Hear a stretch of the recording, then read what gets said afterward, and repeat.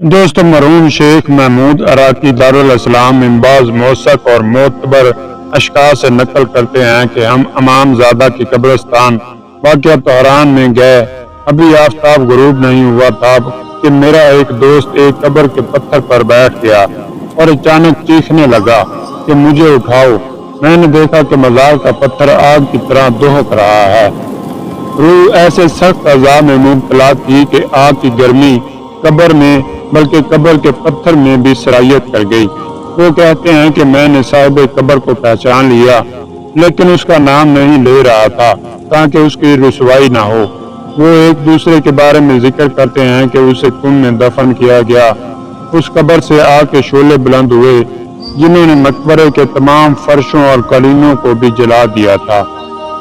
اور دوستو، اسی طرح ایک روز ایک شخص حضرت خاتم الانبیاء حضرت محمد مصطفیٰ صلی اللہ علیہ وسلم کی بارگاہ میں حاضر ہوا اور اپنی وحشت کا اظہار کرتے ہوئے کہا کہ میں نے ایک عجیب چیز دیکھی ہے۔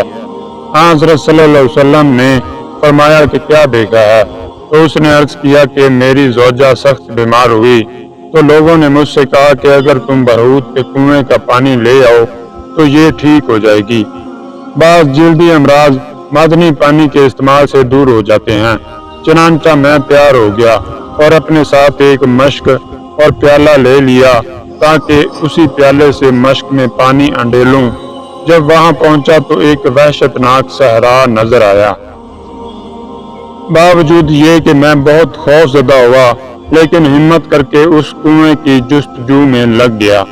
اچانک اوپر کی طرف سے زنجیر جیسی کسی چیز کے کھڑکنے کی آواز آئی اور وہ نیچے آ گئی۔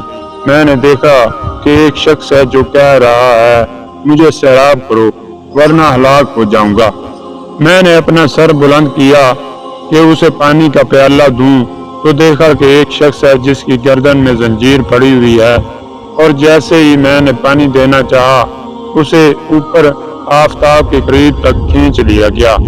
میں نے دوبارہ مشک میں پانی ڈالنا چاہا لیکن دیکھا کہ وہ نیچے آیا اور پیاس کی دہائی دے رہا ہے۔ میں نے پانی دینا چاہا تو اسے پھر کھینچ لیا گیا اور وہ سورج کے قریب پہنچ گیا۔